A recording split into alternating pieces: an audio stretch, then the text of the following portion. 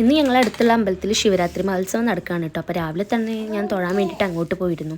ഞാൻ ഒറ്റയ്ക്കാണ് പോയത്, അതുകൊണ്ട് തന്നെ കടവത്തൊക്കെ ഒന്ന് വണ്ടി നിർത്തി ജസ്റ്റ് കടവൊക്കെ കണ്ടതിന് ശേഷമാണ് ഞാൻ അമ്പലത്തേക്ക് എത്തിയത് കേട്ടോ. അമ്പലത്തേക്ക് എത്തിയപ്പോൾ അത് അവിടെ പറ വയ്ക്കാനും തൊഴാനും വഴിപാട് കഴിക്കാനൊക്കെ ആയിട്ട് ഒരുപാട് പേരുണ്ടായിരുന്നു.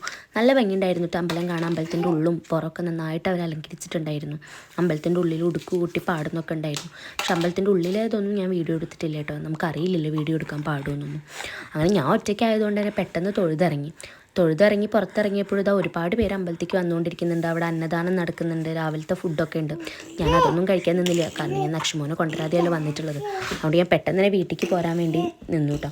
അങ്ങനെ ഞാനിതാ ചെരുപ്പെടുക്കുന്ന സ്ഥലത്ത് എത്തിയപ്പോൾ അവിടെ ഇതാ പൂരപ്പലഹാരങ്ങളും കളിപ്പാട്ട കടകളും ഐസ്ക്രീം വണ്ടിയും ഉപ്പിലിട്ടതൊക്കെ വന്നിട്ടുണ്ട് കേട്ടോ. ഇതൊക്കെ കാണുമ്പോൾ പണ്ടത്തെ ചെറുപ്പമാണ് ഓർമ്മ വരിക. അങ്ങനെ അമ്പലത്തിൽ നിന്ന് നേരെ വീട്ടിലെത്തി വന്നതും ചെറിയ ഒരാളുടെ പരാതി കേട്ടോണ്ടിരിക്കുകയാണ് കേട്ടോ. എന്താ അമ്മ എന്നെ കൊണ്ടുപോകാതെ പോയി എന്ന് പറഞ്ഞ് നക്ഷമോ നല്ല കരച്ചിലായിരുന്നു കേട്ടോ. പോവാന്നാണ് എന്നോട് പറയുന്നത്. അപ്പോൾ അവൻ്റെ സമാധാനത്തിന് വേണ്ടി 2 സ്റ്റെപ്പ് പുറത്തേക്ക് ഇറങ്ങി ഞാൻ തിരിച്ച് വീട്ടിലേക്ക് തന്നെ കയറി.